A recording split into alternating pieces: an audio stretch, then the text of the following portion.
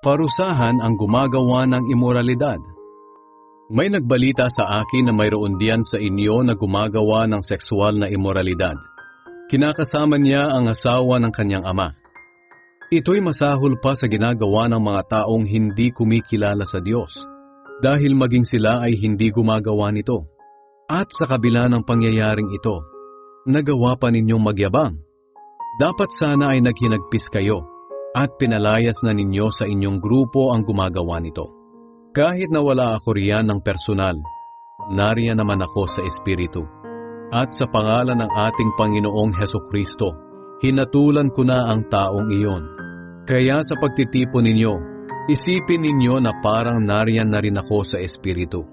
At sa kapangyarihang ibinigay sa atin ng ating Panginoong Hesukristo, ipaubaya ninyo kay Satanas ang taong iyon, upang mapahamak ang kanyang katawan at maligtas ang kanyang espiritu sa araw ng paghuhukom ng Panginoon.